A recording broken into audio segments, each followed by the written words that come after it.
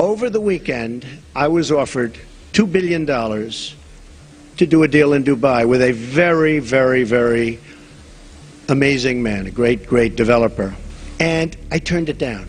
I didn't have to turn it down because, as you know, I have a no-conflict situation because I'm president. At a press conference on January 11th, President-elect Donald Trump said he turned down $2 billion in property deals in Dubai with investor Hussein Sajwani in order to avoid any possible ethics issues. But the Trump Organization is still developing 2 golf courses there with Mr. Sajwani, one of which is set to open to the public by next month.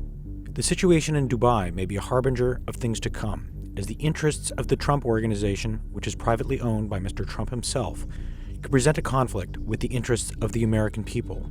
Trump's proposed solution to such conflicts is to separate himself from the day-to-day operations of the Trump Organization. My 2 sons, Don and Eric, are going to be running the company. They are going to be running it in a very professional manner. They're not going to discuss it with me. But ethics experts do not believe that this solution goes far enough.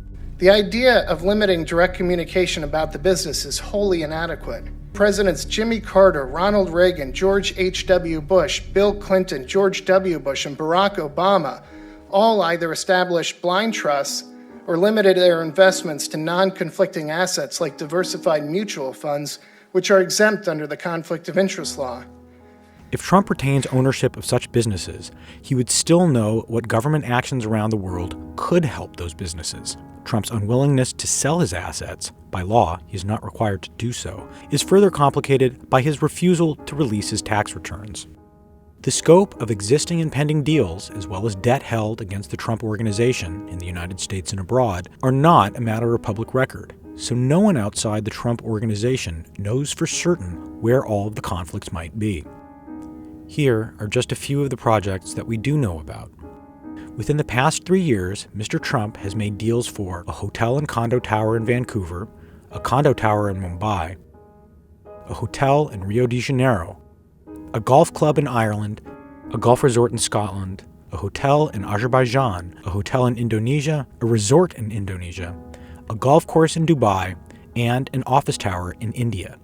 Another potential pitfall: if Trump retains ownership of his company, it could trigger a provision in the Constitution known as the Emoluments Clause, which states, "No title of nobility shall be granted by the United States, and no person holding any office of profit or trust under them shall, without the consent of Congress, accept of any present emolument, office, or title of any kind whatsoever from any king, prince, or foreign state." Some ethics experts say preferential treatment in any one of his current foreign deals could be understood as gifts. Of the first 29 foreign leaders Mr. Trump spoke with following his election, he had real estate projects in 8 of their countries. Similar conflicts will be no less pronounced on the domestic front. Trump's real estate holdings, for instance, are affected by real estate law, over which Trump will soon have outsized influence. In the final estimation, all of this might be moot. Ethics experts say a conflict of interest exists not because Trump's decisions as president will be unduly influenced by his business interests, but because his decisions as president might be unduly influenced by his business interests. I'm not sure that was explained properly, but these papers are all just a piece of the many, many companies that are being put into trust to be run by my 2 sons, and I hope at the end of 8 years I'll come back and I'll say, "Oh, you did a good job." Government Office of Ethics Director Staub quoted a Supreme Court brief in the case of the United States v. Mississippi Valley Generating Company. Democracy is effective only if the people have faith in those who govern, and that faith is bound to be shattered when high officials and their appointees engage in activities which arouse suspicions of corruption.